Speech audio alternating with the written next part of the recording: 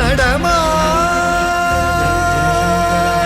தெய்வமே ஸ்ரீ சந்திரசேகரா.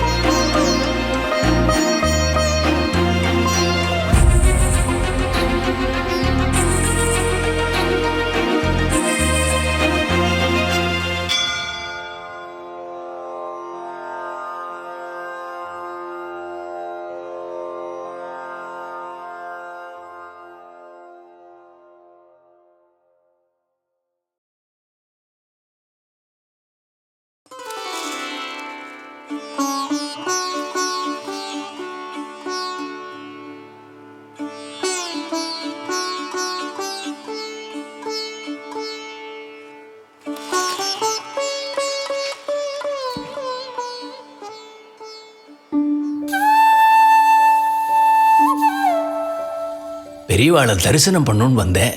தரிசனம் முடிஞ்சிடுத்தோ. பெரியவா இப்பதான் விஸ்ராந்திக்கு போனார். என் பேரு பூனா ராதாகிருஷ்ணன். நாளைக்கு வந்தா தரிசனம் பண்ணிடலாமே. சரி பெரியவா. பெரியவா உங்களை அழைச்சிட்டு வர சொன்னார். ம்.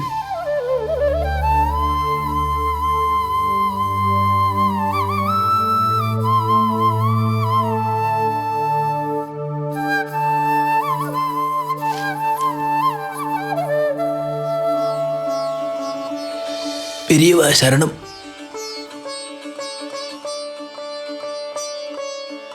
உட்காரு. அது என்ன பூனா ராதாகிருஷ்ணன்? பூனா என்ன பூர்வீகமா? இதுவே நங்கவரம் ராதாகிருஷ்ணன்னே சொல்றேன். அந்த ஊரை விட்டு தான் போயிட்டியே, அப்புறம் என்ன அந்த ஊரு?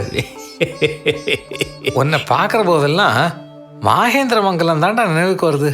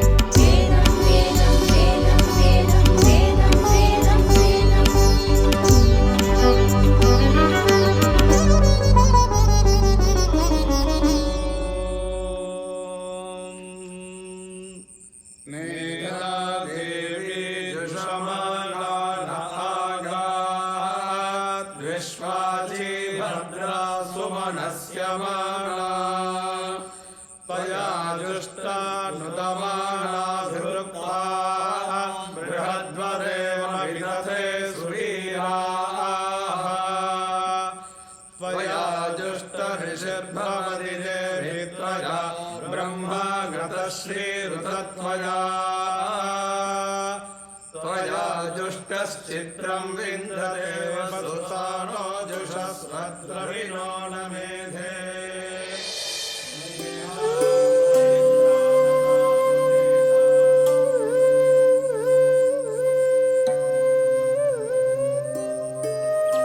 மாகேந்திர மங்கலம் எத்தனை பாண்டியத்தியம் உள்ளவாளா. பெரியவாளுக்கு பாடம்.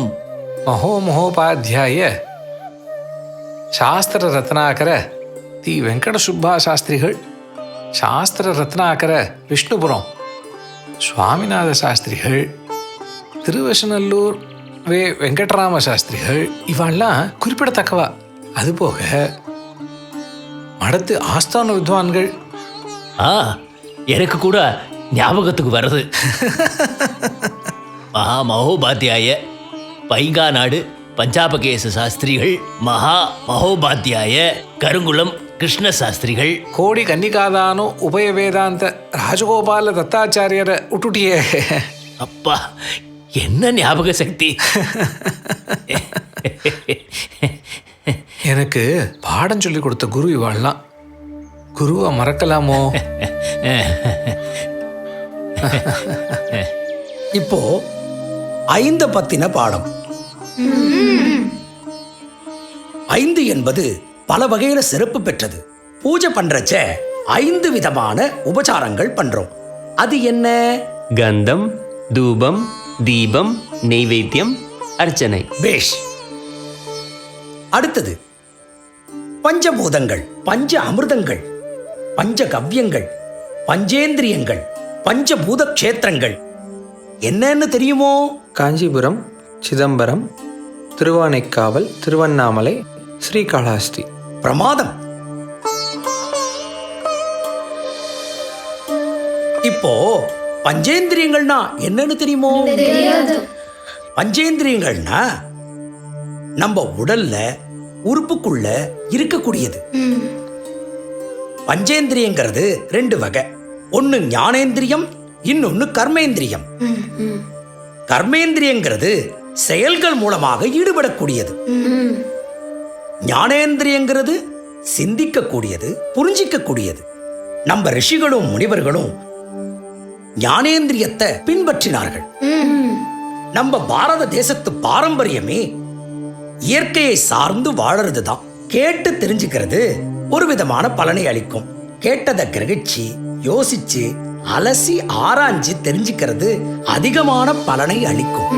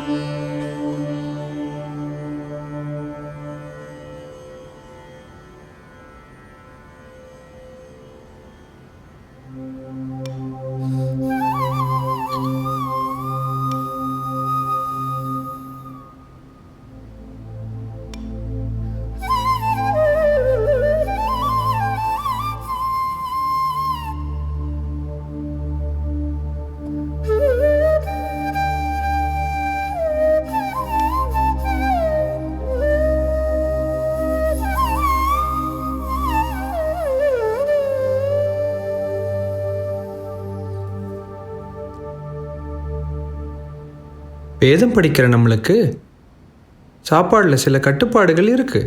பெரியவாளுக்கு கட்டுப்பாடு இன்னும் ஜாஸ்தியாண்டா. ஏகப்பட்ட கரிகாய் தள்ளுபடியாம். பாவண்டா பெரியவா, வாய்க்கு வேணும் போல இருந்ததுன்னா அது கூட பரவாயில்லடா. போக போக குழம்பு ரசம்னு தனித்தனியாக கூட சாப்பிட முடியாதாண்டா. கூட்டு, கறி, சாம்பார், ரசம் எல்லாத்தையும் ஒன்றா கலந்து போட்டுட்டு பிசைஞ்சு கலந்து சாப்பிடணுமா? ஏன்டா அப்படி? சந்நியாசம்னா எதுலேயும் அபேட்சணையே ஏற்கப்படாதான். அது எப்படிடா முடியும்? பக்குவப்படுத்துவா, எல்லாத்தையும் கெடுக்கணும்னு சாப்பிடுங்கோ. பக்குவப்படுத்துவான்னா? போறோம் போறோம்.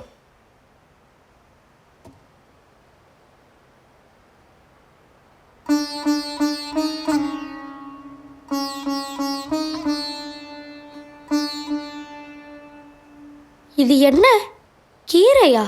புதுசா இருக்கு. மூலிகை கீரை பெரியவா. நான் சாப்பிட்டதே இல்லையே. அடிக்கடி சாப்பிடணுமா? எதுக்கு தெரியாது பெரியவா. சேர்க்க சொன்னா சேர்த்திருக்கேன்.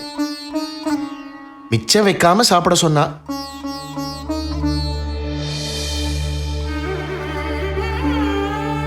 சொல்லாத, சாப்பிட்டோம்.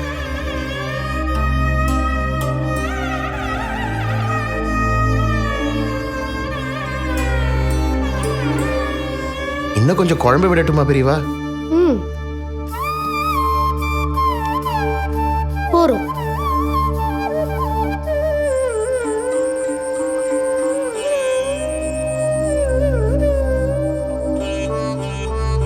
சந்நியாசம் என்பது சாதாரண காரியம் அல்ல. பஞ்ச இந்திரியங்களும் நமது கட்டுப்பாட்டிற்குள் வர வேண்டும். 7 சக்கரங்களும் நம் வசப்பட வேண்டும். காமகோட்டி பீடம் சர்வஜ்ஞ பீடம். இது யோக பீடம். வேதங்களும் வேதாந்தங்களும் தர்ம மார்க்கங்களும் மட்டுமே பிரதானமாக உள்ள பீடம். காஞ்சி பீடம் சந்நியாச தர்மம் என்ற சங்கிலியால் பின்னப்பட்டது. அந்த சங்கிலி பின்னப்படாமல் பேணிக் காத்து வருவதுதான் இதன் சிறப்பு. இதில் அமரும் அனைத்து பீடாதிபதிகளுக்கும் வழங்கப்பட்ட பொறுப்பு. சரீரத்தில் பரிசுத்தம் வேண்டும், ஆத்மார்த்தமான பக்தி வேண்டும், மனம் தர்மத்தில் மட்டுமே நிலைக்க வேண்டும். வேதத்தின் சாராம்சமே தர்மம். வேதத்தை போஷித்தால் தர்மத்தின் கதவுகள் தானாக திறக்கும். இதற்கெல்லாம் உறுதுணையாக இருக்கக்கூடியது மனதை உறுதிப்படுத்துவது, நினைவாற்றலை பெருக்குவது, ஞான சக்தியை மேம்படுத்துவது. இவை அனைத்தும் குரு ஸ்ரீ கோவிந்த பகவத் பாதாள் எனக்களித்த போதனைகள். இந்த போதனைகளை சாத்தியப்படுத்தும் ஒரே மார்க்கம் தபஸ். தபஸ், தபஸ், தபஸ்.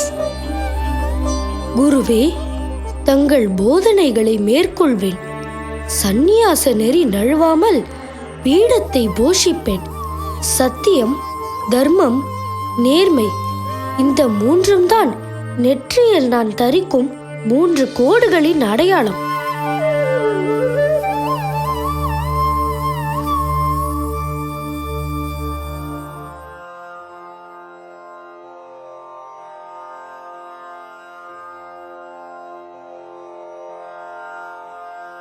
ஜெய் ஜெய் சங்கர, ஹரஹர சங்கர.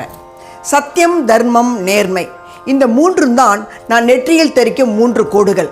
சந்நியாச தர்மம் நழுவாமல் வாழ்வேன் பிரமாணம் எடுத்துட்டார் பிஞ்சு மகா பெரிவா. இதுவரை இதை நீங்கள் பார்த்தது. குருமார்கள் சொல்லி கொடுத்ததை அப்படியே பின்பற்றினார். வயசு 21 ஆச்சு. மடத்தோட முக்கிய பொறுப்புகள் அவர்கிட்ட ஒப்படைக்கப்பட்டது. வேதத்துக்கு முக்கியத்துவம் கொடுக்க தொடங்கினார்.